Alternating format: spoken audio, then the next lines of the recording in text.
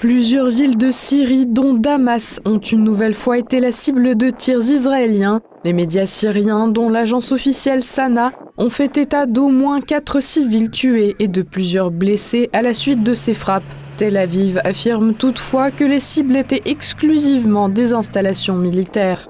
Les avions de combat de Tsahal ont récemment attaqué une installation militaire, des installations anti-aériennes et une infrastructure de missiles sol-air en Syrie. Tsahal continuera de prendre les mesures nécessaires pour protéger les citoyens de l'État d'Israël. Selon un correspondant de Sana à Hama, une attaque aérienne israélienne dans les environs du village de Shatta dans le nord-ouest du gouvernorat de Hama a fait 4 blessés. 4 civils sont tombés en martyrs le 2 mai lors d'une frappe aérienne menée par Israël contre le village de Kanaker, dans le sud-ouest de la province de Souaïda. L'ONU a condamné les attaques israéliennes contre la Syrie. Le nouveau gouvernement syrien a été critiqué pour sa persécution des Druzes, qui, selon Netanyahou, était la raison principale des attaques israéliennes.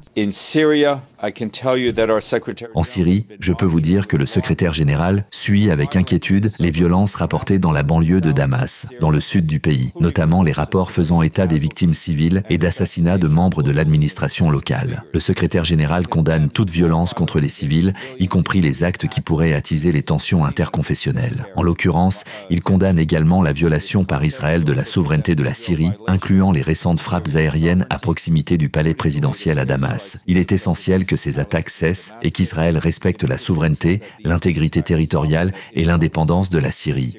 Les frappes israéliennes ont commencé dans la nuit du 1er au 2 mai, lorsqu'une cible proche du palais présidentiel syrien a été touchée. Damas a riposté alors que les responsables du gouvernement syrien avaient déjà conclu un accord avec les dirigeants druzes la veille au soir et accusé Israël de vouloir occuper une partie du pays.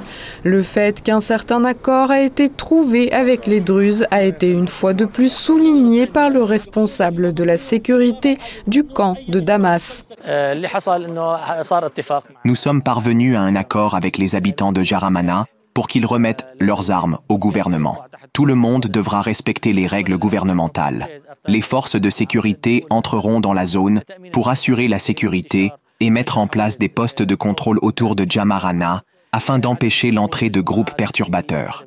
Le chef par intérim de l'administration syrienne, Ahmed Al-Shareh, a qualifié d'escalade dangereuse les frappes aériennes menées par Israël vendredi 2 mai durant la soirée sur le territoire du palais présidentiel à Damas.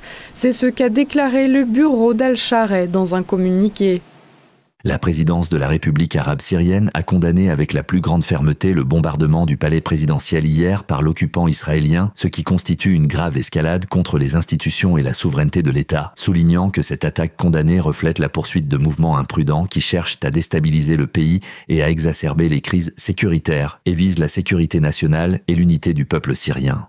Les médias régionaux rapportent qu'à la veille des frappes israéliennes, plus d'une centaine de personnes auraient été tuées dans les villes à majorité druze. Bien que les forces gouvernementales aient signalé les affrontements avec les rebelles, des civils et des représentants du gouvernement figuraient également parmi les victimes ce jour-là, comme le maire de la région sud de Damas et son fils, dont la perte est liée, selon les médias locaux, aux forces de sécurité gouvernementales.